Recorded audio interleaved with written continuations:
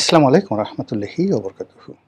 সম্মানিত দর্শক, শেখ হাসিনার দেশে ফেরার যে ঘোষণা, এই ঘোষণার উপরে এই মুহূর্তে বাংলাদেশে অন্য কোনো খবর নেই। বাংলাদেশের রাজপথে আমি যখন আজকের এই অনুষ্ঠান করছি, ঠিক সেই সময়টাতে জেএনজি, এইচএসসি যারা পরীক্ষা দিলেন, অর্থাৎ উচ্চ মাধ্যমিক যারা পরীক্ষা দিলেন, তারা শিক্ষামন্ত্রীর পদত্যাগের দাবিতে পুরো ঢাকা শহর কার্যত অচল করে রেখেছেন। রাজপথে বিচ্ছিন্নভাবে সংঘর্ষ হচ্ছে, তারপর গাড়ি ভাঙচুর হচ্ছে, আরও নানা রকম ঘটনা ঘটছে। এরই মধ্যে আবার প্রধানমন্ত্রী আজকে একটি অনুষ্ঠান করেছেন শিক্ষামন্ত্রীকে নিয়ে। স্পষ্টতই বোঝা যাচ্ছে যে বিষয়টির যে রাজনৈতিক সমাধান, সেই রাজনৈতিক সমাধান হয়তো সরকার চাচ্ছে না। এ কারণে যখন রাজপথে যে বিষয়টি নিয়ে আন্দোলন হচ্ছে এবং যে মুখটি দেশের সেই প্রায় ২০ লাখ ছাত্রছাত্রী, তার সঙ্গে যে অভিভাবক মিলিয়ে কয়েক কোটি মানুষ যে মুখটির বিরুদ্ধে বিষোদ্গার করছে, ঠিক সেই মুখটিকে নিয়ে প্রধানমন্ত্রী যখন আজকের দিনে অনুষ্ঠান, যদিও সেটা পূর্ব নির্ধারিত করছেন, ইট মিনস শিক্ষামন্ত্রীর উপর প্রধানমন্ত্রীর যে আস্থা, বিশ্বাস, ভালোবাসা, এটি অবিচল। এই কারণে যারা একটু বাঁকা চিন্তা করেন, বিশেষ করে আওয়ামী লীগের যারা লোকজন আছেন, তারা বলার চেষ্টা করছেন যে এই যে রাজপথে যা কিছু হচ্ছে, এটা মূলত সাজানো। এই কাজটি করা হচ্ছে যেন কোনো অবস্থাতেই মানুষের মন মানসিকতা শেখ হাসিনার দিকে না যায়, আওয়ামী লীগের দিকে না যায় এবং দেশ নিয়ে উত্তাল থাকে এবং সময় মতো সেটি যেন আবার খেয়ে দেয়া যায়। আর আওয়ামী লীগের ধরনের কথা স্মরণ করার যথেষ্ট কারণ রয়েছে। এর কারণ হলো আওয়ামী লীগ এই খেলা বহুবার খেলেছেন। ১৭টি বছর ধরে তারা খেলেছে। প্রেস ক্লাবের সামনে যাদেরকে তারা নেতা বানিয়েছে টাকা দিয়ে, পয়সা দিয়ে, তারা অনেকেই এখন মন্ত্রী পরিষদে। যে সকল আন্দোলন, লড়াই, সংগ্রাম জাগ্রত রেখে বিএনপি এবং জামাতকে পিটিয়ে তারা বোঝানোর চেষ্টা করছে দেশে গণতন্ত্র আছে, নচেত এরকম হলো কী করে? এগুলো সব পুরনো খেলা। ঠিক সেই খেলার কোনো এক ফাঁকে তারা হোঁচট খেয়েছেন, তাদের পা পিছলে গিয়েছে এবং সেই পচা শামুকে তাদের পা কেটেছে। তো সেদিক থেকে যদি বর্তমান সরকার একই কাজ করে থাকে, অন্যায় কিছু তো নয়। আর এই আন্দোলনটি কিভাবে চলছে, কারা করছে, কারা পেছন দিকে মদদ দিচ্ছে, এই সমস্ত কথাবার্তা সরকারের চাইতে আওয়ামী লীগের যারা লোকজন তারা বেশি ভালো বলতে পারবেন। এর কারণ হলো ১৭টি বছর ধরে তারা এই আন্দোলন চালিয়ে আসছে। কাজে এগুলো নিয়ে এখানে আমি কোনো কথা না বলে আমি শুধুমাত্র শেখ হাসিনার দেশে ফেরার ঘোষণা, এটা আওয়ামী লীগের জন্য উপকার হবে না ক্ষতির কারণ হবে, সেই বিষয়গুলো নিয়ে সংক্ষেপে আলোচনা করব। শেখ হাসিনা ঘোষণা দিয়েছেন তিনি ডিসেম্বরের মধ্যে বাংলাদেশে ফিরবেন, সঙ্গে তার যারা নেতৃবৃন্দ রয়েছেন তারা ফিরবেন এবং তার যারা নেতৃবৃন্দ তারা ইন্টারনেট প্রোটোকলে এসে বলছেন যে আমরা যাব। কেউ কেউ নেত্রীর সঙ্গে দেখা করার জন্য ইতিমধ্যে দিল্লিতে এসে পৌঁছে গেছেন।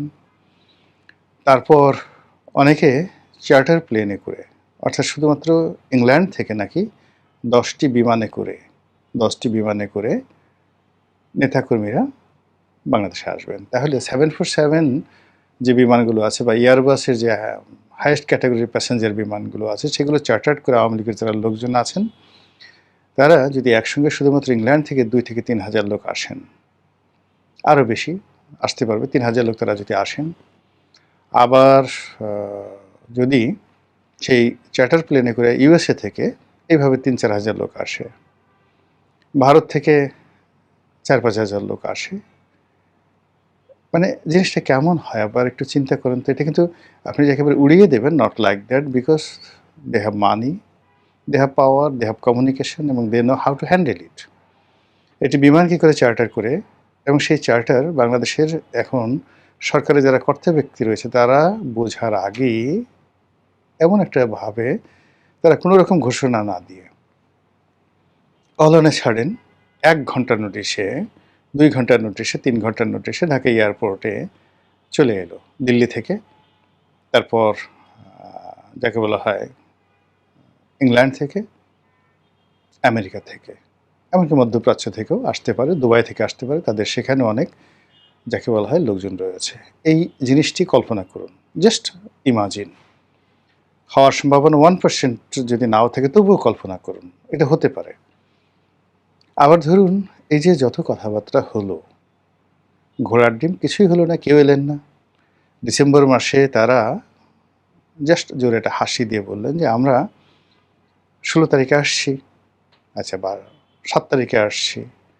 ওই দিন সাজ রব রব ভাব চারিদিকে, মানে আজকে নেত্রী আসবেন, আওয়ামী লীগের লোকজন ধরপাকড় হচ্ছে, বাড়ি বাড়িতে গিয়ে থানা পুলিশ প্রশাসন যাচ্ছে, যেখানে যেখানে আওয়ামী লীগ আছে সেখানে ছাত্রদল, যুবদল, শিবির সবাই দল বেঁধে এনসিপি যারা লোকজন আছে খুঁজছে, ধরো যেখানে আওয়ামী লীগ সরেয়া এবং নৌকা রয়েছে সব জায়গাতে ধরো এবং সবাইকে আচ্ছা মতো ডলা দাও।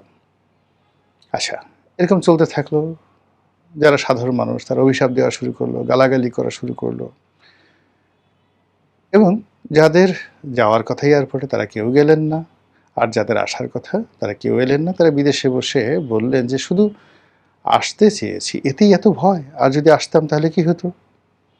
এরকম নজির তো আছে রাজনীতিতে। এবার ধরুন 23শে জুন আওয়ামী লীগের প্রতিষ্ঠা বার্ষিকীতে বিরাট কিছু হবে, মানে বিরাট কিছু হবে, এবং আওয়ামী লীগ বিশেষ করে ইন্টারনেটে এবং টেলিফোনে তারা যে তৎপরতা দেখাচ্ছে, মনে হচ্ছে যে তারা সারা পৃথিবীর অধিকর্তা। যে কোনো একটা নম্বর থেকে টেলিফোন করে বড় বড় পুলিশ কর্মকর্তাদেরকে গালাগাল করা হচ্ছে, বিভিন্ন মানুষকে হুমকি ধামকি দেওয়া হচ্ছে। তারপর বিভিন্ন force, cyber force, guerrilla force, ৭১ force, ২৪ force, অসংখ্য নামে সব বাকি সব ভয়ঙ্কর প্রোফাইল পিকচার তৈরি করে বিভিন্ন মানুষকে টেলিফোন করে তাদেরকে ভয় দেখানো হচ্ছে। আচ্ছা, তো এই যে ভয় দেখানোর তাদের যে কৌশল, সেই কৌশল তারা চালিয়ে যাচ্ছে, এবং একই সঙ্গে বিভিন্ন মাধ্যমে যারা সামাজিক মাধ্যমে যোগাযোগ রাখেন তারা, এরপরে যারা আওয়ামী লীগ সরকারের জামানাতে অলিগার ছিলেন, আওয়ামী লীগ সরকারের আগে আমলে ১ নম্বর অলিগার ছিলেন সামরিক, বেসামরিক এবং পুলিশ কর্মকর্তারা। তখন একজন সচিব, সেটা যে নামে আপনি তাকে ডাকেন, যারা শেখ হাসিনার খুব কাছাকাছি ছিলেন তাদের ক্ষমতা ১০০ জন মন্ত্রী বা এমপির সাথে বেশি ছিল। এরকম অনেক সচিব ছিলেন। এরপর কিছু ব্যবসায়ী ছিলেন, কিছু সাংবাদিক ছিলেন। মানে এই সব মিলে যে একটা অলিগার শ্রেণী, হাতে গোনা কয়েকজন ছাড়া প্রায় সবাই কিন্তু নিরাপদ দেশের বাইরে আছেন। সাম্প্রতিক সময় আপনি দেখবেন যে তারা সাক্ষাৎকার দিচ্ছেন, শেখ হাসিনাকে ডিফেন্ড করছেন, তাদের জমানাকে তারা ডিফেন্ড করছেন, এবং তারা যে কোনো অন্যায় করেনি সেই কথাগুলো বলার চেষ্টা করছেন। এর সিমটম তারা ডিসেম্বরের আগে অনেক কিছুই তছনছ করতে চাচ্ছে। কিন্তু এখানে যে বিষয়টি হলো যে আমরা যারা এই বাংলাদেশে আছি, এর বাইরে আওয়ামী লীগের যে সকল নেতাকর্মী বাংলাদেশে পালিয়ে আছেন, প্রকাশ্যে আছেন, হাত পা ধরে কোনো মতো বেঁচে আছেন, এক দুর্বিষহ জীবন আওয়ামী লীগের যারা নেতাকর্মী প্রকাশ্যে আছেন, তাদের পরিবার বলতে গেলে এখন গনিমতের মাল হয়ে গেছেন। তাদের ধন সম্পত্তি এগুলো আল্লাহর মাল হয়ে গেছেন। যে কেউ ইচ্ছা করলে এই জিনিসগুলো দখল করে নিতে পারে, সেটা গুলশানের বাড়ি হোক কিংবা গাজীপুরের ফ্যাক্টরি হোক, ডাজ নট ম্যাটার। তো এই মানুষগুলোর যে দুর্বিষহ জীবন, তারা ডানে যেতে পারছে না, বামে যেতে পারছে না। ১৭ বছরে তারা শুধুমাত্র আওয়ামী লীগকে সাপোর্ট করেছেন, কিন্তু কখনো কোনো সুযোগ নেননি। এই সময়টাতে এসে আল্লাহর গজব এবং মানুষের গজব যুগপৎভাবে এদের উপরে এসে পৌঁছে গেছে। তো এই মানুষগুলো আর এক দফা দমন পীড়নের শিকার হচ্ছেন। আপনারা জানেন যে ইতিমধ্যে পুলিশ তার তৎপরতা বাড়িয়ে দিয়েছে। তারপর সরকার সমর্থক যে সকল রাজনৈতিক সংগঠন রয়েছেন তারা বেশ অ্যাডামেন্ট। মূল ব্যাপার হলো সরকার যায়, নতুন সরকার আসে, কিন্তু দমন পীড়ন ২ নম্বরে যে কাজগুলো রয়েছে সেইগুলো আসলে পরিবর্তন হয় না, আরও খারাপ দিকে যায়। বিএনপি হয়তো ভালো কাজ করছে বেশ কিছু, কিন্তু আওয়ামী লীগের যে ভালো কাজগুলো সেগুলো তারা কোনো অবস্থাতেই কন্টিনিউ করতে চাচ্ছে না। ২ নম্বর হলো যে আওয়ামী লীগ জমানাতে যে ভালো কাজগুলো না হয়ে যে মন্দ কাজগুলো হয়েছে, তার একটাও এই জমানাতে বন্ধ না হয়ে আরও বহুগুণে বেড়ে গেছে। আজকে দেখলাম ইয়াবা একটা চালান ধরেছে, কক্সবাজার থেকে আসছিল, সেখানে স্বরাষ্ট্র মন্ত্রণালয়ের স্টিকার। বোঝার চেষ্টা করুন, কক্সবাজার থেকে আসছে, স্বরাষ্ট্রমন্ত্রীকে ব্যবহার করে, তার নাম ব্যবহার করে দুর্বৃত্তরা স্বরাষ্ট্রমন্ত্রীর এবং তার এলাকার বদনাম করার জন্য ইয়াবা ভরে, গাড়ি ভরে ভরে ইয়াবা আনছে এবং সেই ইয়াবা সহ ধরা পড়ছে মহিলা। এই হলো দুর্বৃত্তপনার, যেখানে মানে এক বদিকেই পুরো রাষ্ট্র কন্ট্রোল করতে পারেননি। তো সেখানে যখন হাজার বদি দাঁড়িয়ে যাচ্ছে এবং আগে যেখানে সামান্য ইয়াবা সেই আসতে, এখন ইয়াবা কেবলমাত্র বাংলাদেশে ব্যবহৃত হচ্ছে না, ঢাকাতে ব্যবহৃত হচ্ছে না, কক্সবাজার থেকে আসছে, ঢাকাতে ব্যবহৃত হচ্ছে, সারা বাংলাদেশের ডিস্ট্রিবিউশন হচ্ছে, এমনকি অন্য সীমান্ত দিয়ে ভারতে যাচ্ছে, অন্যান্য দেশে যাচ্ছে, এয়ারপোর্ট দিয়ে বিদেশে যাচ্ছে, ইউরোপে যাচ্ছে ইয়াবা। সেদিন মানে একজন একটা পার্সেল পাঠাচ্ছিল, বেশ একটা জুতা। তো সে বলল যে এটা এয়ারপোর্টে একটা ভয়ঙ্কর অবস্থা, এখন সন্দেহ হলে স্ক্যানিং করে একটু জুতার সোল মোটা দেখলে সেই জুতাটা কাটে, যেটার মধ্যে ইয়াবা পাচার করা হলো কিনা। এই ঘটনা এখন প্রতিনিয়ত ঘটছে এবং যারা আন্তর্জাতিক যে কোম্পানিগুলো, ট্রান্সপোর্ট কোম্পানিগুলো লাইক ডিএসএল, ফেডেক্স, এই কোম্পানিগুলো মানে এখন তাদের ব্যবসা বাণিজ্য নিদারুণ হুমকির মুখে পড়ছে, তারা কাস্টমারদেরকে সার্ভিস দিতে পারছে না। তো এই যে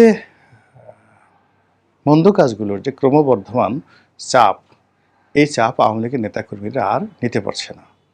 মামলা হয়েছে, মোকদ্দমা হয়েছে, মার খেয়েছে, বাড়ি ছেড়েছে, যে কটা টাকা ছিল সেগুলো শেষ হয়ে গেছে এবং এমন একটা অবস্থায় পৌঁছে গেছে যে দেখা গেল একজন এমপি কিংবা একজন মেয়র বা একজন প্রশাসক, জেলা প্রশাসক মানে জেলা পরিষদের যে নিয়ে প্রশাসক ছিলেন, তো ওনারা অনেকেই পালিয়ে আছেন, যার হয়তো ৩-৪টা বাড়ি ছিল। এখন সে ঢাকা শহরে ২০-২৫ হাজার ৩০ হাজার টাকা দিয়ে একটা বাড়ি নিয়ে বা ভাড়া নিয়ে সে তার স্ত্রীকে ওখানে রেখেছে, আর সে বিভিন্ন এলাকাতে, স্ত্রী আছে ঢাকাতে, সে হয়তো আছে রংপুরে।